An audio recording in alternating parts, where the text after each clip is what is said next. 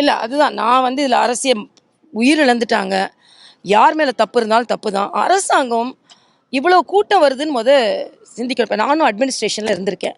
ஒரு கூட்டம் வரும்பொழுது, ஒரு கூட்டம் நடக்கும் பொழுது சுமாராக எவ்வளோ பேர் வருவாங்க, ஒருவேளை அதிகமான பேர் வந்தால் நம்ம என்ன செய்யணும், அதிகமான பேர் வரும்பொழுது காயப்பட்டால் என்ன செய்யணும், இவ்வளோ பேருக்கு இவ்வளோ ஆம்புலன்ஸை நிற்க வச்சுருக்கோமா, ஒருவேளை இந்த இடத்துல காயப்பட்ட அந்த மருத்துவமனையில் ரத்தம் இருக்கா, எல்லா வசதி இருக்காலாம் பார்க்கணும்ல. ஆக அதெல்லாம் அரசாங்கம் எப்படி பார்க்காம இருக்கிறதுன்றது எனக்கு கவலையாக இருக்குது. அதனால் அரசாங்கம் இதுக்கு பொறுப்பேற்கணும். மக்கள் வந்து ஒரு கற்பனையான கேள்வியை தான் நான் பார்க்குறேன். நடவடிக்கை எடுப்பாங்களா, எடுக்க மாட்டாங்களா? இவ்வளோ பெரிய துயரம் அதைத்தான் பார்க்கணும். இன்றைக்கு போன உயிர் மேல முடியும். நம்ம குடும்பத்தில் ஒருத்தர் இழந்தா நமக்கு எவ்வளவு வேதனை நினைக்கிறேன்.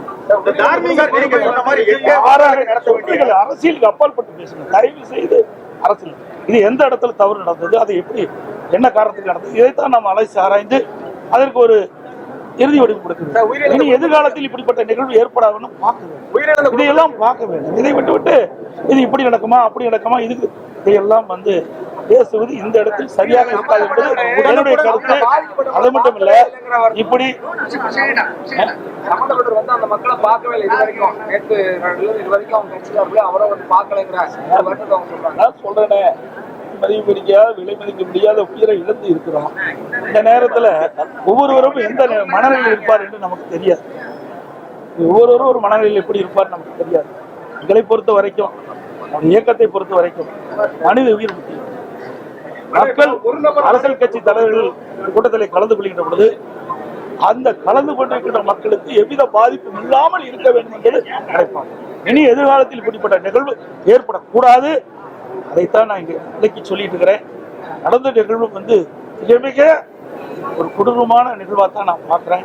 மிக மிக வேதனையான ஒரு அதிர்ச்சியான நிகழ்வாக தான் பார்க்குறேன்.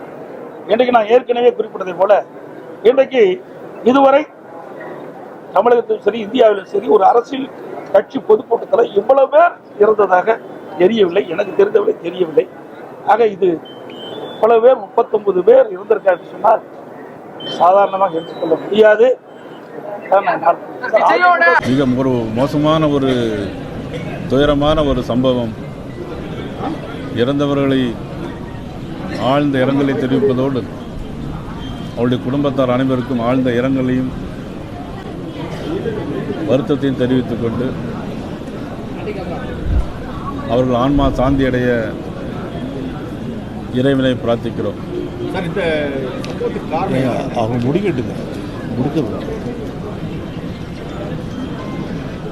இந்த சம்பவத்தை பொறுத்த மட்டும் இன்றைக்கு சுப்ரீம் கோர்ட்டுடைய சிட்டிங் பெஞ்ச் உடனடியாக இதை விசாரணைக்கு எடுத்துக்கொள்ள வேண்டும். நேரடி விசாரணைக்கு எடுத்துக்கொண்டு இதுக்கு விசாரணை செய்ய வேண்டும் என்று தமிழக பாரதிய ஜனதா கட்சியினுடைய சார்பாக நான் கேட்டுக்கொள்கிறேன். சார், உயர்நீதிமன்றம் பல்வேறு அறிவுரைகளை சொல்லிட்டு விதிமுறைகளை விதித்திருக்கு. அதே போல் போலீஸ் தரப்புலேயே சொல்லியும் 8:45 கூட்டம் நடைபெறுகிற இடத்துல 2-2:30 மணிக்கு தான் வந்தாங்க. அதே மாதிரி இங்கே 3 மணிக்கு கொடுத்த இடத்துல நைட்டு 7 மணிக்கு தான் வந்தாங்க. இதை எப்படி பார்க்குறீங்க? அதாவது இந்த சம்பவத்தை பொறுத்த மட்டும் இது உடனடியாக யாரையும் குறை சொல்வது என்பது தீர விசாரிக்க வேண்டும். அதனால் உச்சநீதிமன்றம் உடனடியாக இன்னைக்குள்ள சிட்டிங் பெஞ்ச் இது உடனடியாக விசாரிக்க வேண்டும். தமிழக பாரதிய ஜனதா கட்சியுடைய சார்பாக நான் தெரிவித்துக் கொள்கிறேன். உயர்நீதிமன்றம் உடனடியாக இதை இன்றைக்கு இருக்கிற உயர்நீதிமன்றம் இதை விசாரணைக்கு எடுத்துக்கொள்ள வேண்டும். விசாரணை வேண்டும். துடைக்க முடியாத பெரும் துயர நிகழ்வு நடந்துவிட்டது. ஏன் நடந்தது, எப்படி நடந்தது, இதையெல்லாம் ஆய்வு செய்கிறதுக்கு முன்னாடி இது ஒரு எதிர்பாராத ஒரு விபத்து. இதில் யாரையும் குறை சொல்லி பயனில்லை. குழந்தைகள், கர்ப்பிணி பெண்கள், அவங்களுடைய இறப்பையெல்லாம் பார்க்கும்போது ரொம்ப வேதனையாக இருக்குது. 39 பேர் இதுவரை உயிரிழந்திருக்காங்க. இன்னும் இருவர் ரொம்ப மோசமான நிலையில் இருக்கிறாங்க, மருத்துவர் சொல்கிறாங்க. அப்புறம் 61 பேர் காயம். அவங்களில் சில பேர் சிறிய காயம்பட்டவர்கள் வீட்டுக்கு சென்றிருக்காங்க, கொஞ்சம் பேர் மருத்துவம் எடுத்துகிட்டு இருக்காங்க.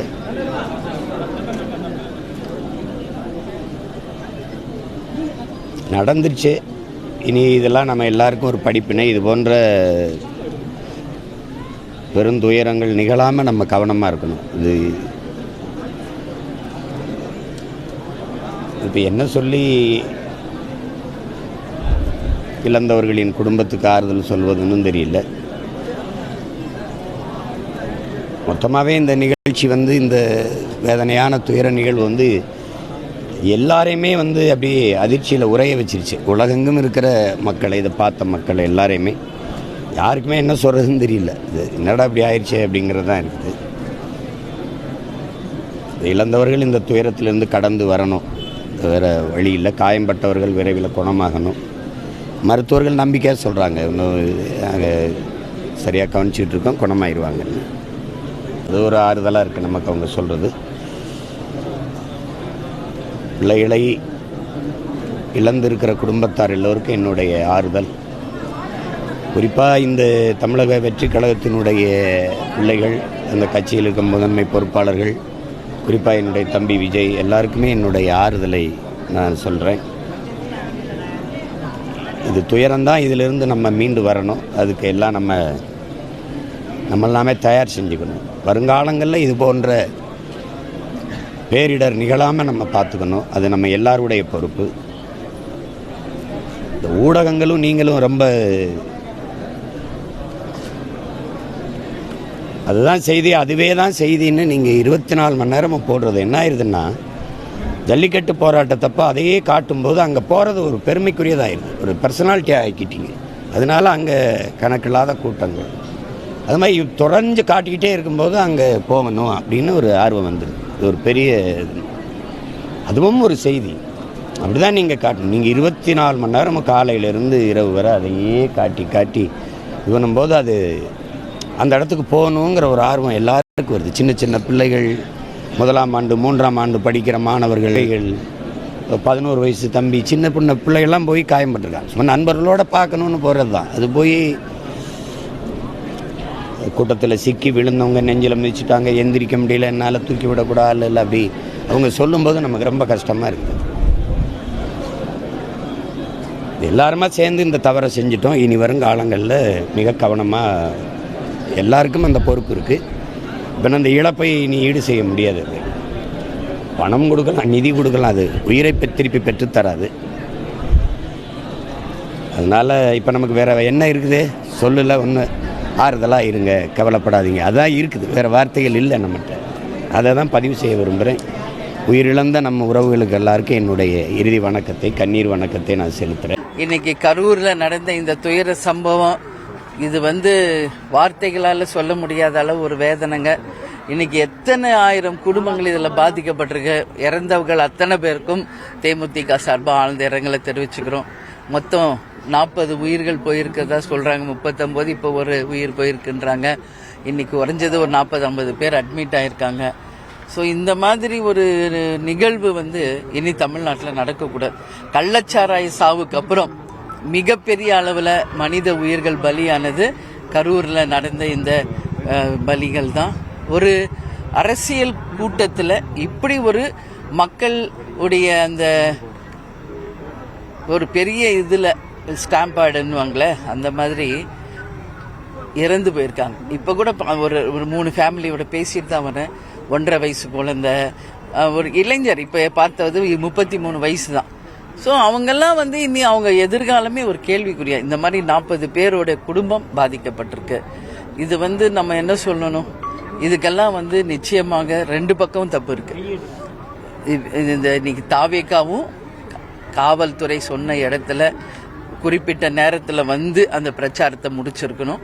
அதே மாதிரி அவங்க முதல்ல கொடுத்த ஒரு பெரிய மைதானம் மாதிரி இடத்துல அது இவ்வளோ பெரிய க்ரௌட் அசம்பிள் ஆயிருந்து இப்படி நடக்க வாய்ப்பில்லை.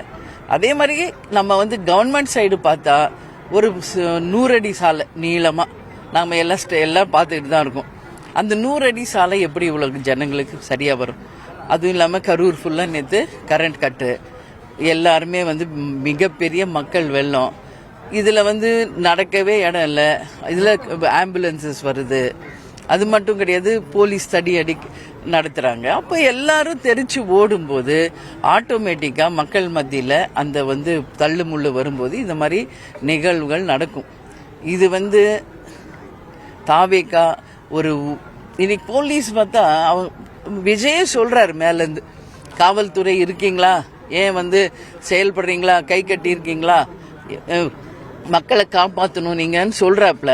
ஆனால் எந்த போலீஸ் அங்கே இருக்காங்க, என்ன பாதுகாப்பு அவங்களால முடியும்?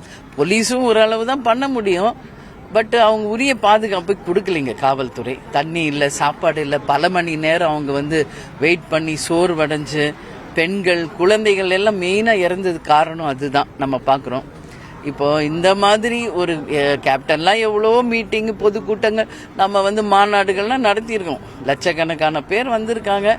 ஒரு ஆர்கனைசேஷன் இருக்கணும். இன்னைக்கு தாவேக்கா கூட ஒரு ஆர்கனைஸ்டாக கூட்டு வரணும், தொண்டர் படையை நம்பி வரணும். காவல்துறை கவர்மெண்ட் மட்டும் நம்பி வந்தோம்னா அது வந்து பெரிய ஒரு கேள்விக்குறியா. இன்னைக்கு இத்தனை உயிர்கள் போனதுக்கு 2 சைடும் காரணம் தான் நான் சொல்வேன். இனிமேல் இந்த மாதிரி நிகழ்வுகள் எங்கும் நடக்கக்கூடாது. அந்த பாதிக்கப்பட்ட குடும்பங்களுக்கு ஆழ்ந்த இரங்கல். இந்த துயரம் மறக்க முடியாத, ஆற்றுப்படுத்திக் கொள்ள முடியாத ஒரு பெரும் துயரம். இதுவரையில் எத்தனையோ தலைவர்கள் தமிழகத்தில் லட்சக்கணக்கான மக்களை திரட்டி பேரணி மற்றும் தேர்தல் பிரச்சாரம் போன்றவற்றை நடத்தியிருக்கிறார்கள். அப்போதெல்லாம் நிகழாத ஒன்று, முதல் முறையாக தமிழக அரசியல் வரலாற்றில் இப்படி ஒரு கொடும் துயரம் நடந்தேறி இருக்கிறது என்பது கவலை அளிக்கிறது. இது வந்து கூட்ட நெரிசலில் நடந்த ஒரு துயர சம்பவம். இதை ஆக்சிடென்ட் என்று மட்டுமே சொல்ல முடியும். இதற்கு உள்நோக்கம் கற்பிக்கிற முயற்சி மீண்டும் அரசியல் ஆதாயம் கருதி செய்வதாகத்தான் கருத வேண்டியிருக்கிறது. இதிலே யாரும் அரசியல் உள்நோக்கத்தோடு கருத்து சொல்வதோ செயல்படுவதோ பொருத்தமானதில்லை, ஏற்புடையதில்லை. நடிகர் விஜய் தான் இதற்கு காரணம் என்று சொல்லுவதோ அல்லது காவல்துறை தான் காரணம் என்று சொல்லுவதோ பிரச்சனைகளை திசை திருப்புவதாகத்தான் அமையுமே தவிர பாதிக்கப்பட்டோருக்கு அது எந்த வகையிலும் பயன்படாது. இது போன்ற நடவடிக்கைகள் பிற்காலத்தில் நடைபெறாமல் தடுக்க வேண்டும் என்பதற்கும் அது உதவாது. எனவே இதில் அரசியல் விளையாட்டு தேவையில்லை என்பது என்னுடைய கருத்து. பிளே ஸ்டோர் மற்றும் ஆப் ஸ்டோரில் இருந்து பாலிமர் செயலியை QR கோடு மூலம் பதிவிறக்கம் செய்யுங்கள். செய்திகளை உடனுக்குடன் பெறுங்கள்.